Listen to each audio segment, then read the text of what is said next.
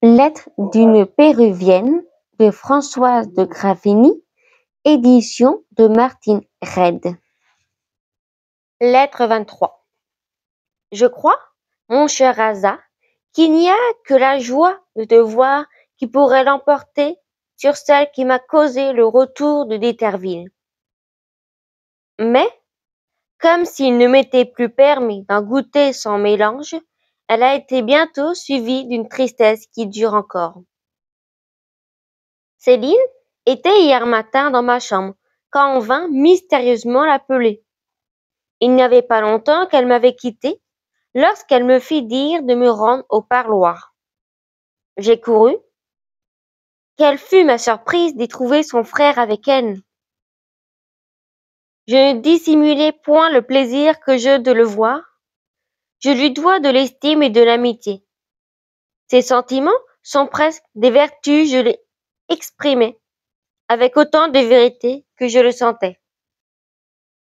Je voyais mon libérateur, le seul appui de mes espérances. J'allais parler, sans contrainte de toi, de ma tendresse, de mes desseins. Ma joie allait jusqu'au transport. Je ne parlais pas encore français lorsque d'Éterville partit. Combien de choses n'avais-je pas à lui apprendre? Combien d'éclaircissements à lui demander? Combien de reconnaissance à lui témoigner? Je voulais tout dire à la fois. Je disais mal et cependant je parlais beaucoup. Je m'aperçus que pendant ce temps-là, d'Éterville changeait de visage. Une tristesse que j'y avais remarquée en entrant se dissipait. La joie prenait sa place. Je m'en applaudissais. Elle m'animait à l'exister encore. Hélas, devais-je craindre d'en donner trop à un ami à qui je dois tout et de qui j'attends tout? Cependant, ma sincérité le jeta dans une erreur qui me coûte à présent bien des larmes. Céline était sortie en même temps que j'étais entrée. Peut-être sa présence aurait-elle épargné une explication si cruelle. D'Éterville, attentif à mes paroles, paraissait se plaire à les entendre, sans songer à m'interrompre.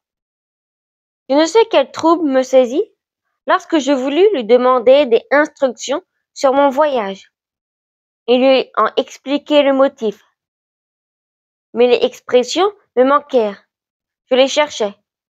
Il profita d'un moment de silence et, mettant un genou à terre devant la grille à laquelle les deux mains étaient attachées, il me dit d'une voix émue.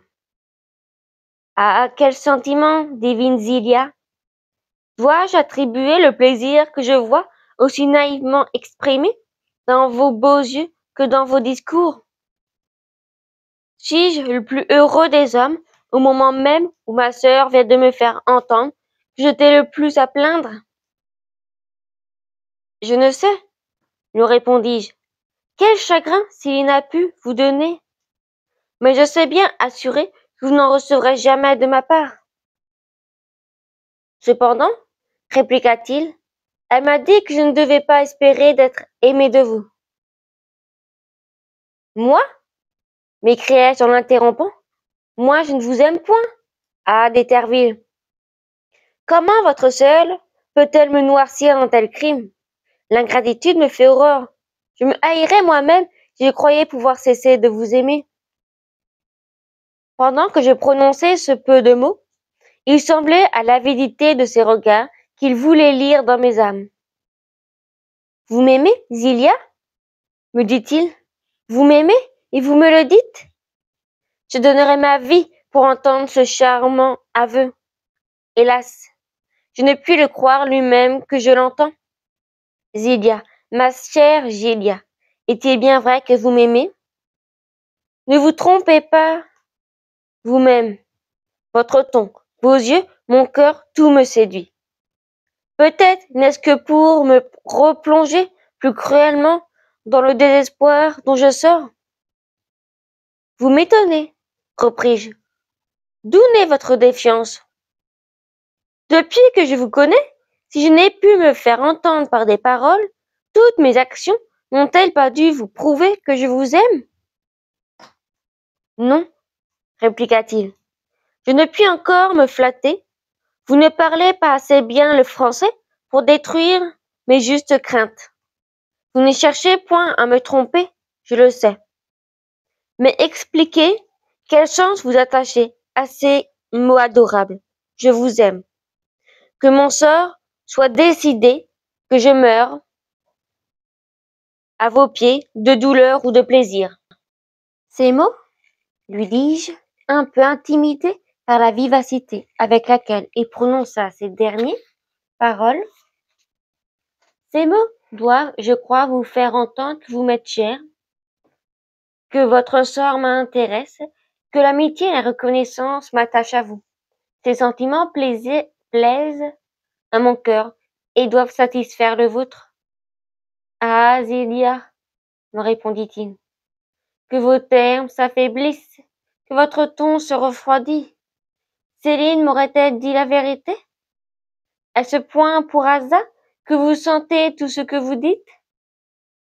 Non, lui dis-je, le sentiment que j'ai pour hasard est tout différent de ce que j'ai pour vous. C'est ce que vous appelez l'amour. Quelle peine cela peut-il vous faire? Ajoutai-je en le voyant pâlir, abandonner la grille et jeter au ciel des regards remplis de douleur. J'ai de l'amour pour hasard, parce qu'il en a pour moi, que nous devions être unis. Il n'y a là-dedans nul rapport avec vous. Les mêmes, s'écria-t-il, que vous trouvez entre vous et lui, puisque j'ai 1000 fois plus d'amour qu'il n'en ressentit jamais. Comment cela se pourrait-il? Repris-je. Vous n'êtes point de ma nation, loin que vous m'ayez choisi pour votre épouse. Le hasard seul nous a joints. Ce n'est même que aujourd'hui que nous pouvons librement nous communiquer nos idées. Par quelle raison auriez-vous pour moi les sentiments dont vous parlez? En faut-il d'autre que vos charmes et mon caractère, me répliqua-t-il, pour m'attacher à vous jusqu'à la mort? N'étendre, paresseux, ennemi de l'artifice, les peines qu'il aurait fallu me donner pour pénétrer le cœur des femmes et la crainte de n'y pas trouver la franchise que je désirais, ne m'ont laissé pour elles qu'un goût vague et passager. J'ai vécu sans passion jusqu'au moment où je vous ai vu. Votre beauté me frappa, mais son impression aura peut-être été aussi légère que celle de beaucoup d'autres si la douceur et la naïveté de votre caractère ne m'avaient présenté l'objet de mon imagination, m'avaient si souvent composé. Vous savez, Zélia, si je l'ai respecté, cet objet de mon adoration, que ne m'a-t-il pas coûté pour résister aux occasions séduisantes que m'offrait la familiarité d'une longue navigation? Combien de fois votre innocence m'aurait-elle livré à mes transports si je les eusse écoutés? Mais loin de vous offenser, j'ai poussé la discrétion jusqu'au silence. J'ai même exigé de ma sœur qu'elle ne vous parlerait pas de mon amour. Je n'ai rien voulu devoir qu'à vous-même. Ah, Zélia, si vous n'êtes point touchée d'un respect si tendre, je vous fuirai, mais je le sens, ma mort fera le prix du sacrifice. Votre mort? M'écriai-je, pénétré de la douleur sincère dont je le voyais accablé. Hélas! Quel sacrifice! Je ne sais si celui de ma vie ne me serait pas moins affreux. Eh bien, Zélia, me dit-il, si ma vie vous est chère, ordonnez donc que je vive. Que faut-il faire? Lui dis-je. M'aimer, répondit-il,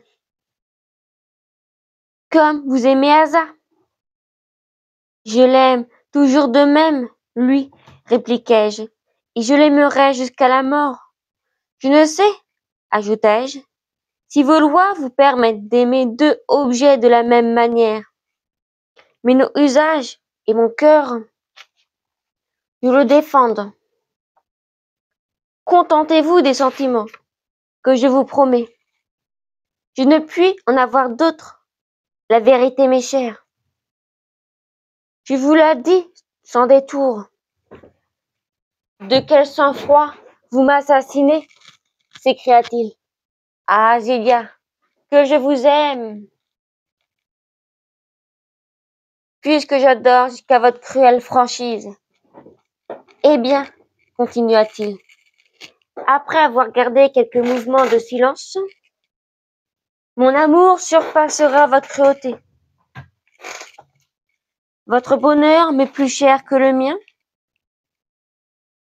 Parlez-moi avec cette sincérité qui me déchire sans ménagement. Quelle est votre espérance sur l'amour que vous conservez pour Asa? Hélas, lui dis-je, j'en ai qu'en vous seul.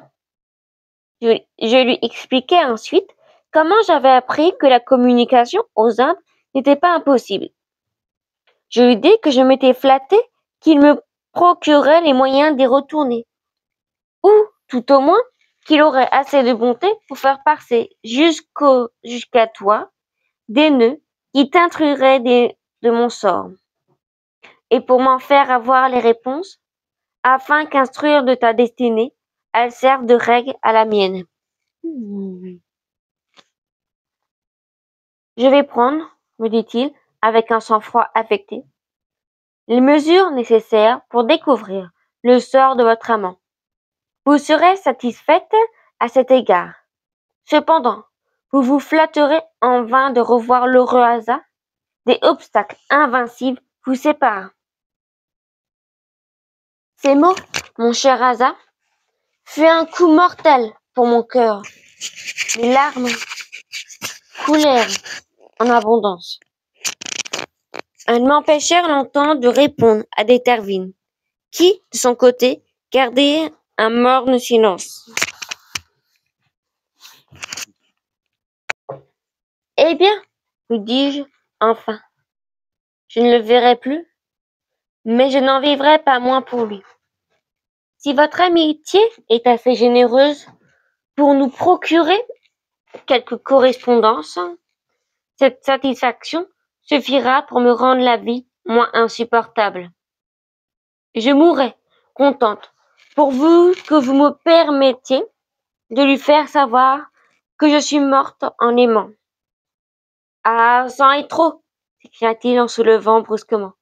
Oui, s'il est possible, je serai le seul malheureux. Vous connaîtrez ce cœur que vous dédaignez. Vous verrez de quel effort est capable un amour tel que le mien. Et je vous forcerai au moins à me plaindre.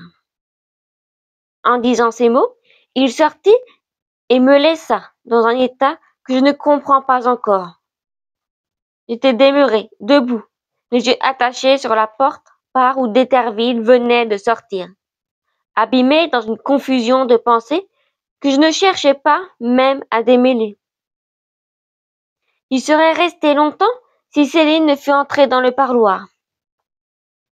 Elle me demanda vivement pourquoi Déterville était sorti si tôt. Je ne lui cachai pas ce qui s'était passé entre nous. D'abord, elle s'affligea ce qu'elle appelait le malheur de son frère.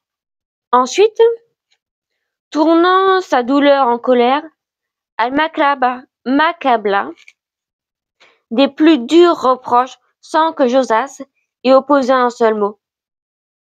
Qu'aurais-je pu lui dire? Mon trouble me laissait à peine la liberté de penser. Je sortis, elle ne me suivit point. Retirée dans ma chambre, je suis restée un jour sans oser paraître, sans avoir eu de nouvelles de personne, et dans un désordre d'esprit qui ne me permettait pas même de t'écrire. La colère de Céline, le désespoir de son frère, les dernières paroles auxquelles je voudrais que je n'ose donner un sens favorable, livrèrent mon âme tour à tour aux plus cruelles inquiétudes. J'ai cru enfin que le seul moyen de les adoucir était de te les peindre, de t'en faire part, de chercher dans ta tendresse les conseils dont j'ai besoin. Ta terreur m'a soutenu pendant que j'écrivais. Mais qu'elle a pu durer? Ma lettre est écrite et les caractères ne sont tracés que pour moi. Tu ignores ce que je souffre? Tu ne sais pas même si j'existe, si je t'aime? Asa, mon cher Asa, ne le sauras-tu jamais? Fin du chapitre 23.